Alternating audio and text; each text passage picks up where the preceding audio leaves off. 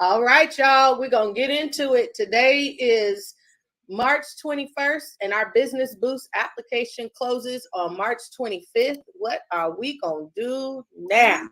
What we going to do? We got a couple faux applications, We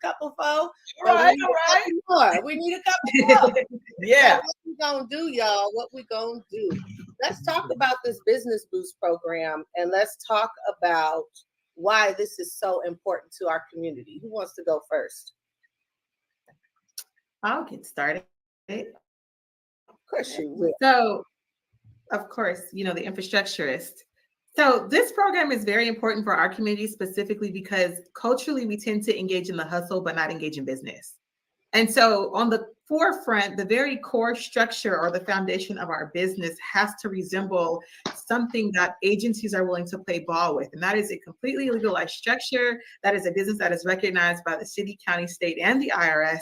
And that is a business that also has some sort of key component that gives it a great identity to start with and a conviction by that identity. So on the forefront, we like to take a look at these businesses and make sure that they're actually businesses and not just hustles with titles attached to them. And that seems to be something that we tend to run into in our community. So definitely dive on in here, ask those questions. Let's see to get this going so that we can get you and your business in a more efficient place where you can start scaling and building capacity, because ultimately we need you to hire.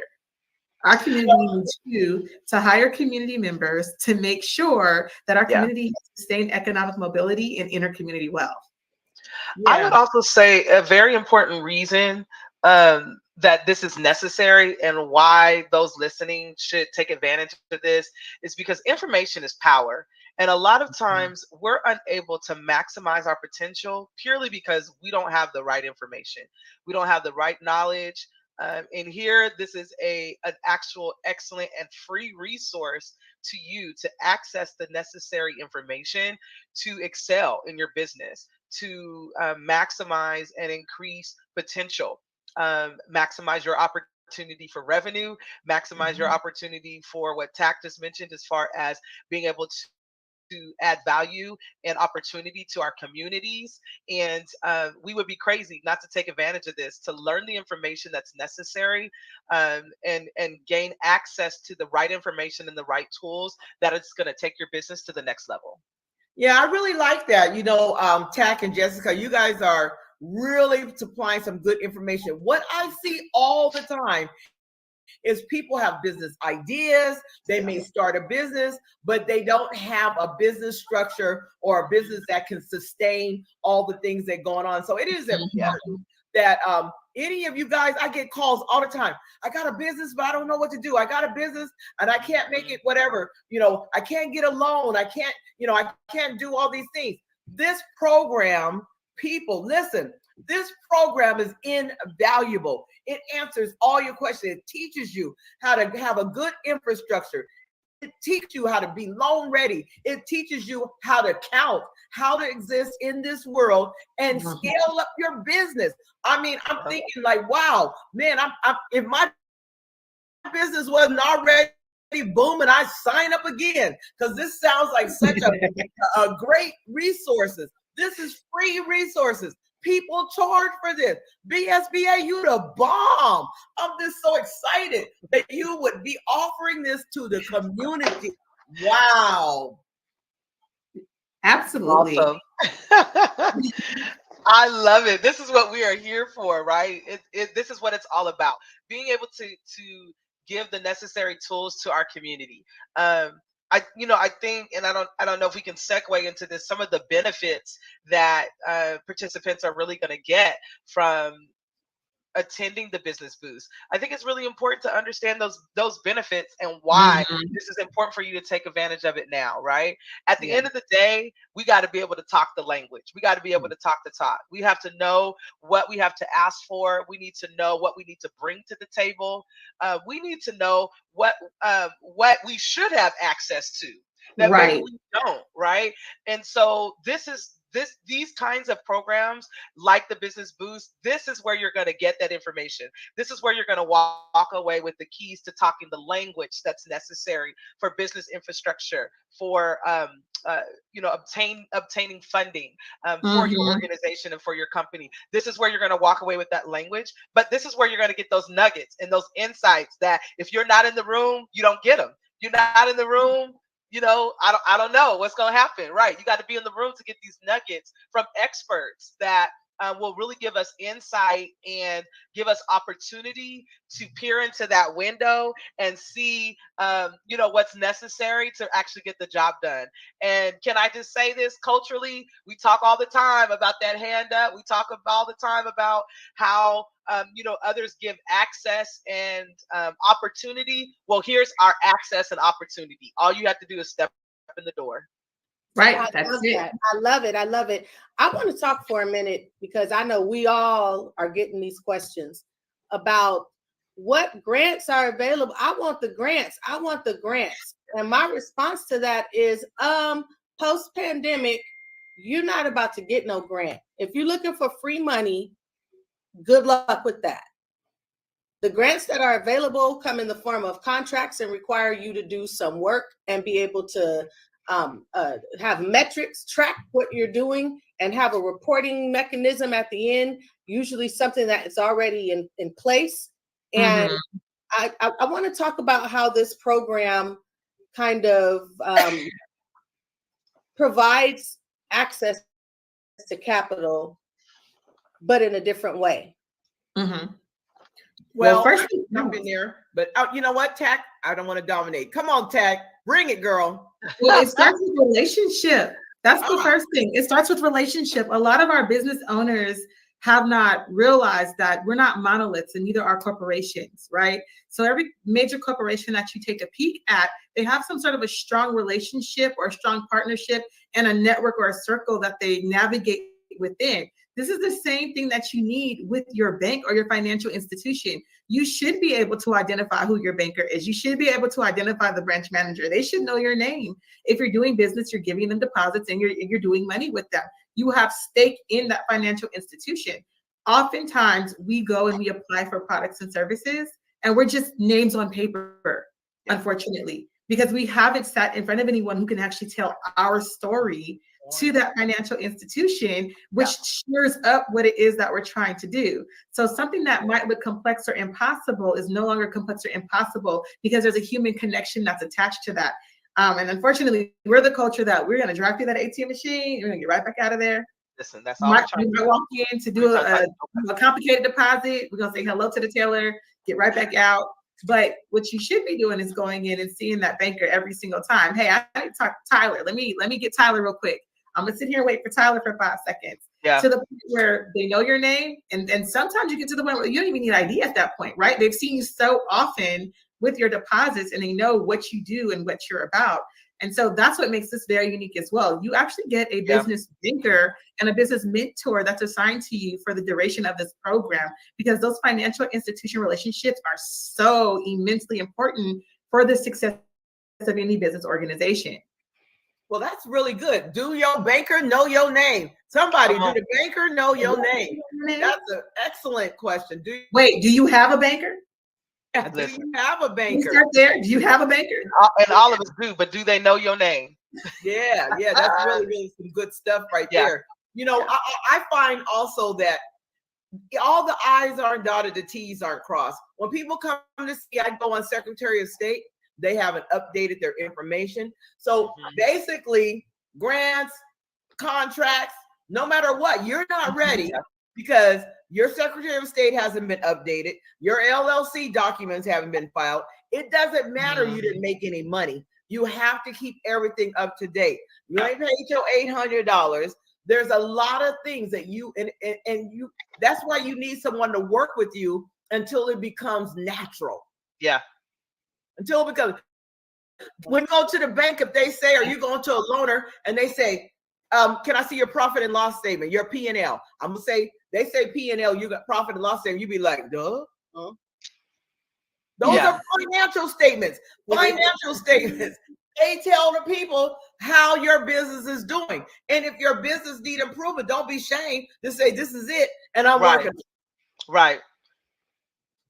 And this Right? is also where, even to that question and to your point, we hear this saying all the time, right? You got to spend money to make money.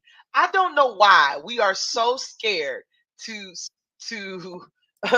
leverage credit, to leverage the loan side, to leverage the other resources. I know we want free money, and free money is great. Who wouldn't want free money? But first, you have to demonstrate that you have a strong, sustainable business. And the best way to do that is to get out there and work your business and let your business make money. And that you're not going to do that by looking necessarily for free money. That's going to come again from working your business, establishing your business, developing sound structure, leveraging other resources that are available to you to demonstrate that you have a solid business plan, a solid company, and that you have the potential to not only earn money, but earn more money when something is invested in you. And I think that's where, if we can learn to start there, like, what do you need to do and what can you do to make sure that your business is a legitimate, earning business? Let's get there first. And then we can circle back to the grants and the free money. I find it interesting. What about people that I get people all the time tagged that, like, I don't know if I'm supposed to be an LLC, an S corp, a partnership. I find people that are operating in the wrong structure. What would you tell those people? Well, I tell people not to be afraid to restructure. This is a learning curve. We're definitely trying to get this done in a more appropriate way where it benefits not just our business, but the sustainability and growth of it, but also the community members that engage with our businesses. Because let's be clear, you're not a business if you don't have a client base. That's it. Your name on paper with some documents. So we have to make sure that it's beneficial to them, but mostly we have to manage our risks. And these are the things that a lot of times business owners don't necessarily understand how to navigate. Because the risk to us is our money, right? We put money into it, and there's a risk associated with the fact that we may or may not see that money in a specific time frame that we would like to see that money. And a year to see your money back is not enough time for that money to mature that you've invested in that business either. But we'll get back into that a little bit later. So as far as managing your risk are concerned, it really does depend on the business that you have. If you're not sure, come and see somebody like us where we can go ahead and give you that information and help you to make a very educated decision on whether or not you should be a sole prop or an LLC. I don't think that you should be an LLC if you don't have a whole lot going on where you could potentially get in trouble and your assets would be at risk, right? However, if you're a food or beverage company, you probably should become an LLC at some point, especially if you're preparing the food and the beverages, let's say in a cottage style with the cottage license, or if you're going out to markets and things of that sort. There's more chance that you can run into airborne illness that can be attributed to the food that you gave. And now you might have potential legal issues if someone says, hey, it was your fault. Well, with an LLC, you're protected because they go after the assets of the business. With a sole proprietorship, every asset that you have is on the line constantly, right? And so we say to follow that up with a great insurance policy, but there's still a huge risk for you as a business owner. So don't be afraid to restructure. I mean, you can restructure up, you can structure down. It just depends on where you are in your business, and know that it's always open. The reality is that the state, the county, the feds, they want your money anyway, right? And so as long as you're structured properly to the point where they can play ball with you, you're good to go in the first place. So don't be afraid to make some moves and be flexible. Now, I want to stick a pin in that. When we talk about risk management, I want the tax guru who has to look at these things every day, especially during this season, to talk a little bit about that. Yeah, that's really important. And this is where I find that businesses fall short, is that they don't do a risk management analysis. They go by what people tell them. Everybody says, get an LLC. They don't even know why. I have a lot of people that I love S Corps. That's really one of the highly things, but everybody's not ready to be an S Corp. You've got to look at your businesses, and part of the risk management, what TAC talked about, is what is your risk? And are you out there with your pants down, or are you covered? You know, so those are some of the things. And what we find out is people get into a lot of tax problems. One of the things is they don't not only assess that they have the right structure, but they don't assess about what the responsibilities are in regards to tax wise to your business. And your business could get shut down because of the fact that you didn't look at what you needed to do. You didn't understand that, you know, the big mistake, nobody's paying franchise $800. So they're not paying that. Franchise is looking at you. You don't pay $800, then you don't update your statement of information.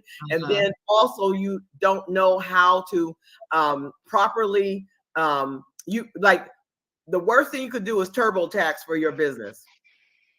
TurboTax. Thank you. Don't do TurboTax. It's going to have you in an audit.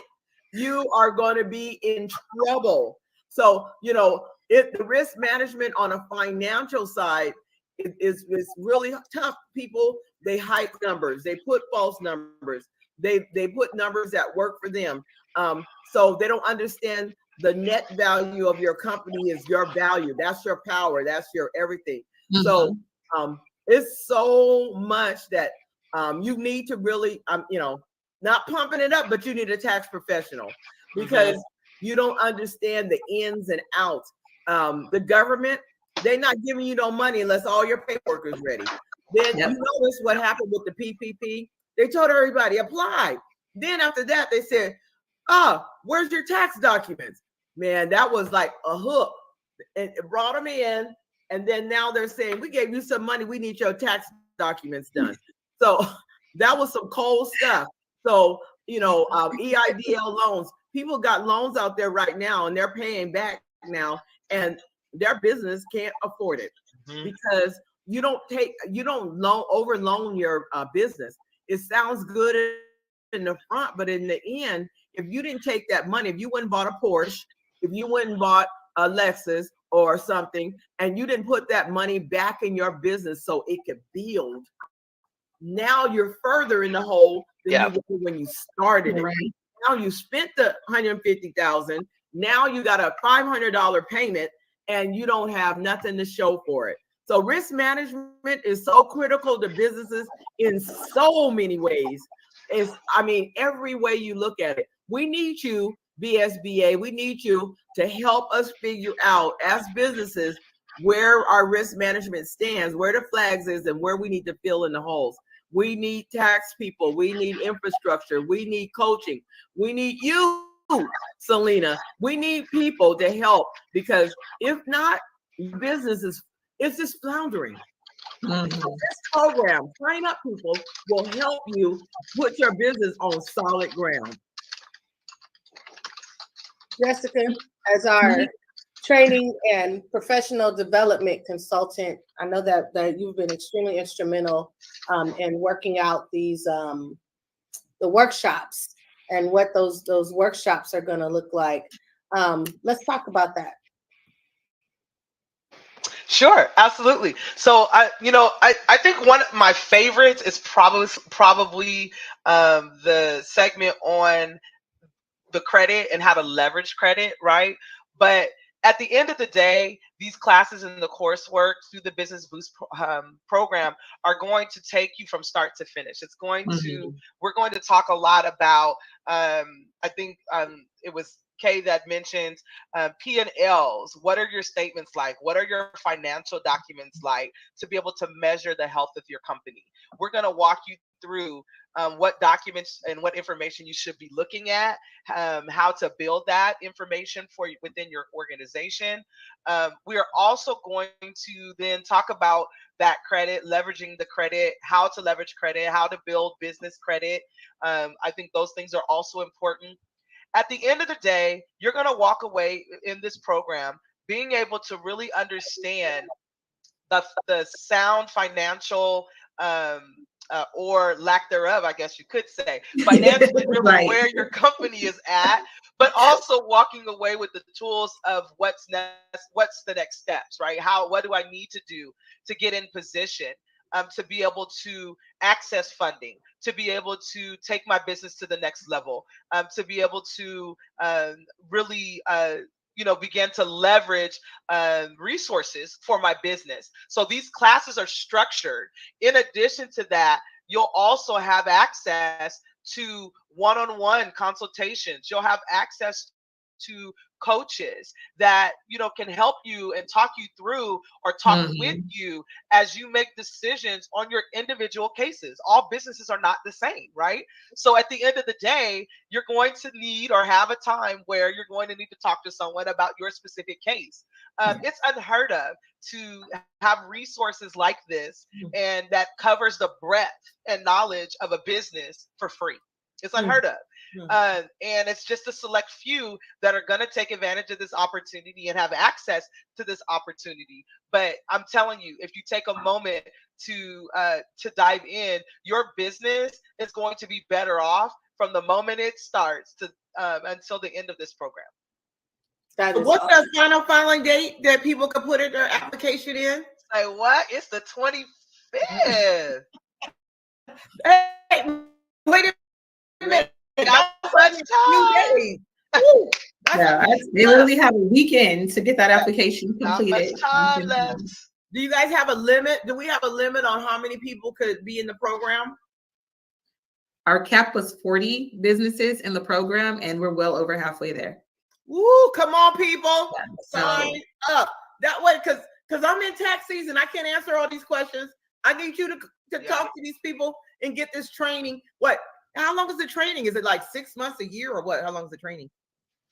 So the total program is 6 months long. We only meet in person 12 times in that 6-month period. So we have 12 biweekly in-person workshops that we do. On the off weeks, the businesses should be engaging with their mentors and the consultants that are helping them to make sure that their businesses are off the ground, completely sustainable, or they're troubleshooting wherever they see fit to have to troubleshoot. In most cases, if you're a startup business, you'll be working on getting those basic logistics and that identity down with your business plan, to total completion. If you're in that mid-level tier where we call you a tier 2 business, then you'll likely be taking on those logistics to make sure that that business becomes sustainable, not just that you started that business and you've held on to it, but we actually want to see that business start to cash flow and watch your credit improve so that you're able to leverage what you have and then gain what you need as you continue to grow. If you're a tier 3 business, we call you a pretty established business, but there's always room for improvement. There's always room for growth. And so it's likely that when you enter this program, we're going to talk about credit. We're going to talk about the difference between business credit and personal credit, because for whatever reason, there seems to be this impression that TransUnion, Equifax, and Experian are the holders for business credit scores. And that is absolutely not the truth. There's a whole different reporting agency for your business to gain credit.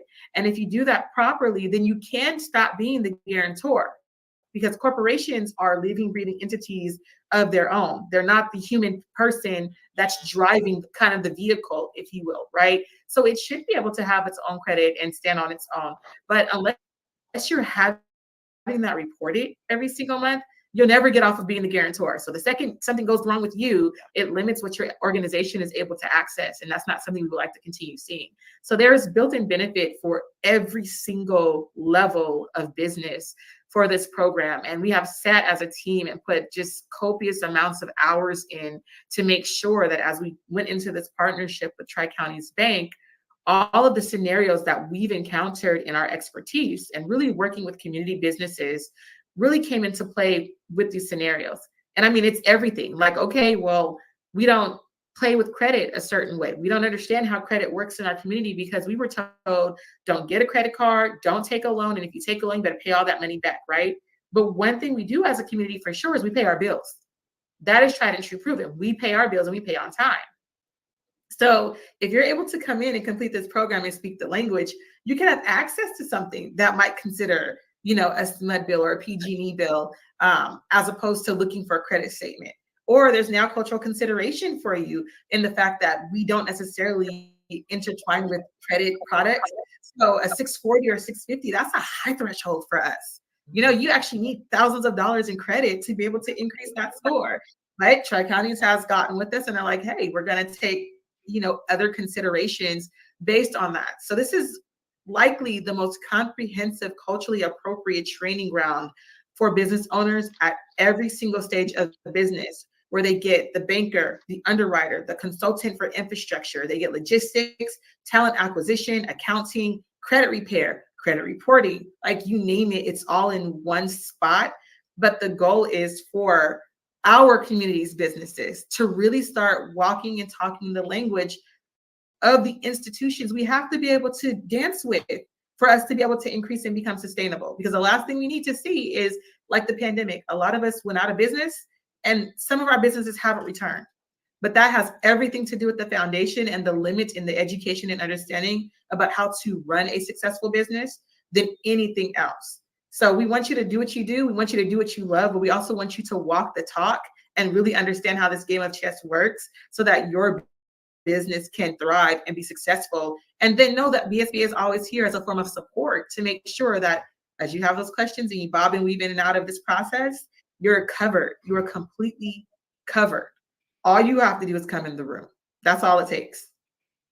I love that. I want to talk about this whole thing, and we've got about 4 minutes left because I don't want to be on here all day because we could do this all day. Right. Right. Right. I want to talk about this conversation now. Everybody's talking about access to capital, access to capital. What does that mean? Number one, what does that mean?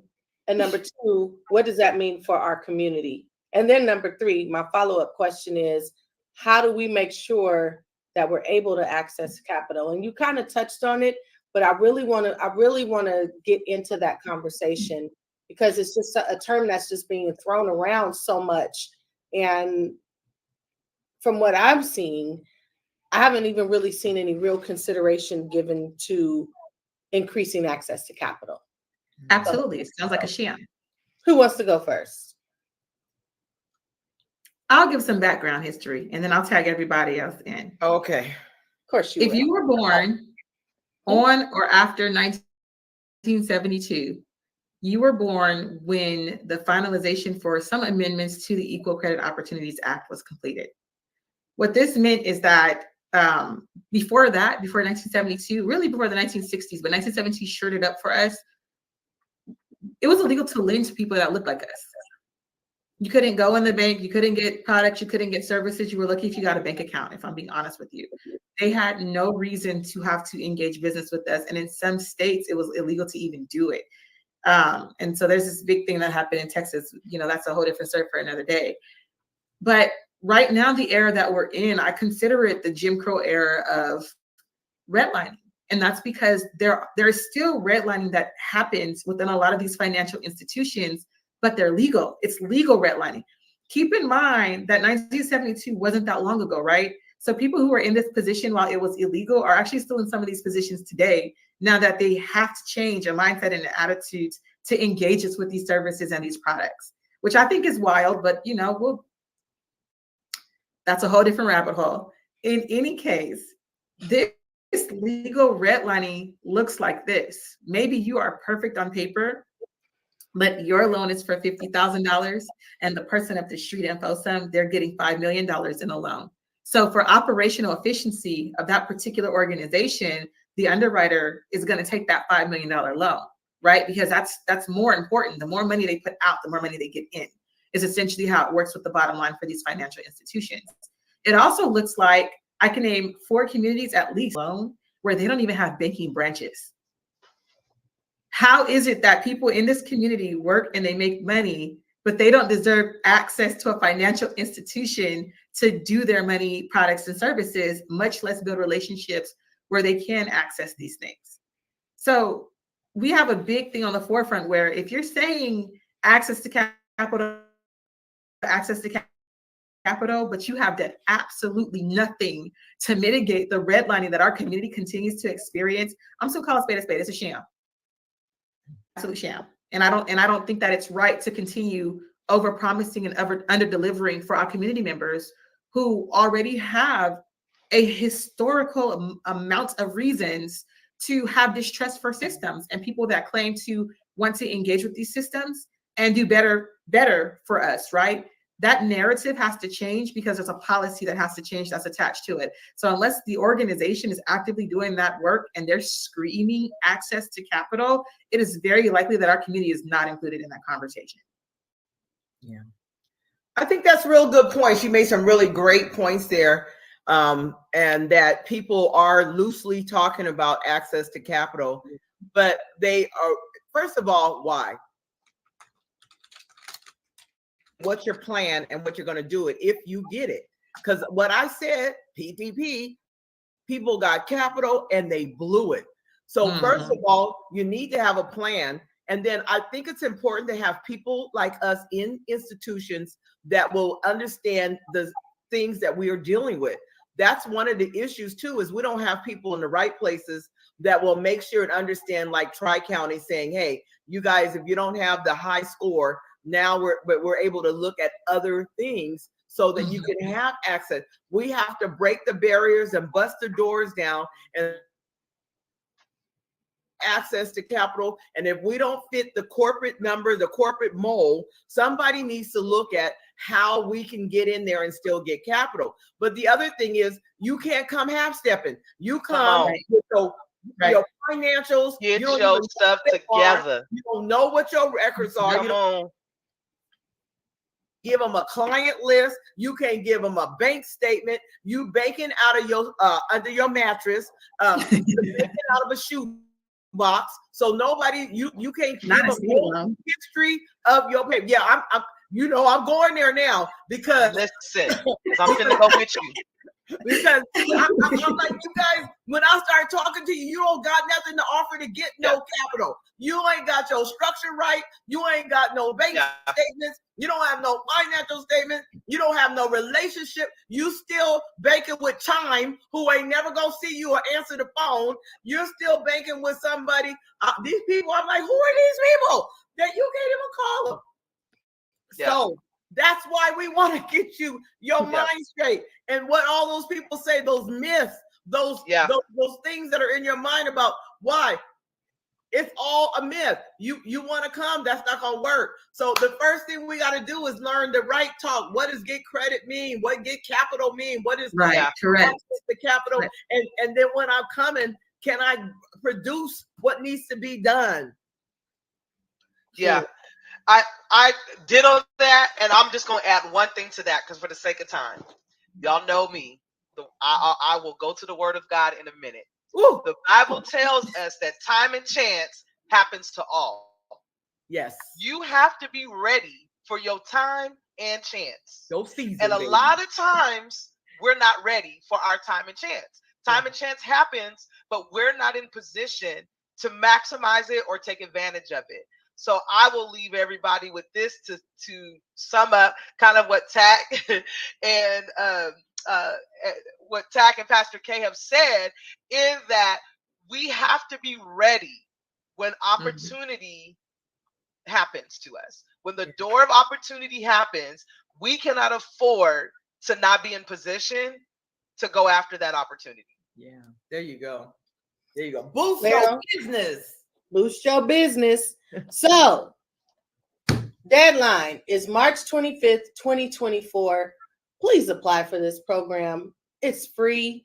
You are going to get so much if you just show up. Just do the application and show up. If you don't have some of the documents that the application is requesting, just don't upload them. Apply anyway. We'll get them on the back end. But we really want to see our business community flourish. We don't want to just be making it. It's the day of just making it is over. I don't want to just get by. I don't want to just get, well, we made it. No, we're not doing that no more. We want to be successful. We want to be thriving. We want to have a positive journey so that we can help the next person come along. We have young entrepreneurs that are coming along. Who's going to for them? Yeah. I hope it's going to be somebody who has their stuff together and understands what it's supposed to be. So time and chance happens to everybody. It's your time. This is your chance. Please get your application in, and thank you for joining us. We will see you. Who knows? We might go live again tonight. But until then, have a good evening. Have a great day. Thank you for joining us. Thank you.